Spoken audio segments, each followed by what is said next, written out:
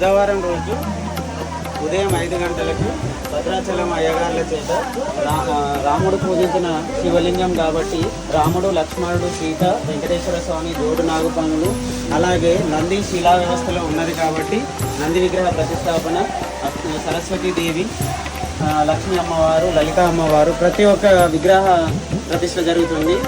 ఇక్కడ పాండలంకలో లేని విగ్రహం అంటే లేని దేవుడు అంటూ లేకుండా అన్ని విగ్రహ ప్రతిష్టాపనలు జరుగుతున్నాయి. కాబట్టి దయచేసి భారీ ఎత్తున హాజరు కాగలిరని నా యొక్క మన్నపం.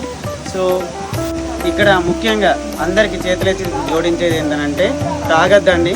సో ఇది పవిత్రమైన క్షేత్రం, ఎవ్వరూ కూడా దీన్ని అపవిత్రం చేయకండి. మీరు ఒకవేళ ఎంజాయ్ చేయాలనుకుంటే మీకు పైన మంచి బ్యూటిఫుల్ ప్లేస్ ఉన్నది, సో అక్కడికి వెళ్ళి మీరు ఎంజాయ్ చేయండి. నేను ఎంజాయ్ చేయొద్దు అని నేను అనట్లేదు, మీరు చేయండి, ఎంజాయ్ చేయండి.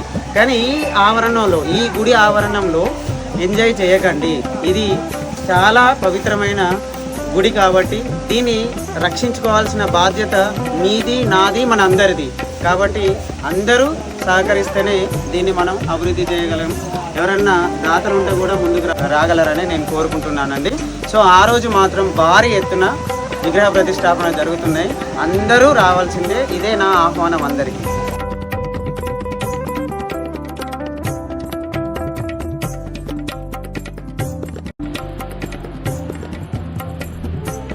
ఎల్లుండి లక్ష్మీదేవులు వస్తాయి. ఓకే, ఎల్లుండి అంటే ఏ వారం? బుధవారం వస్తాయి. ఓకే, బుధవారం వస్తాయి.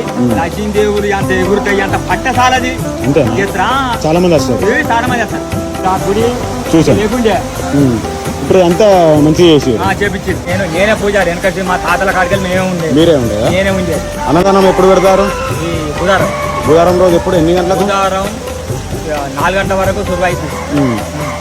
చాలా మంది పూజారులు వస్తారు. ఇక్కడ రోజు చాలా మంది వస్తున్నారా? వస్తారు. మాత్రం ఇప్పుడు ఆదివారం వస్తారు, బుధవారం వస్తారు.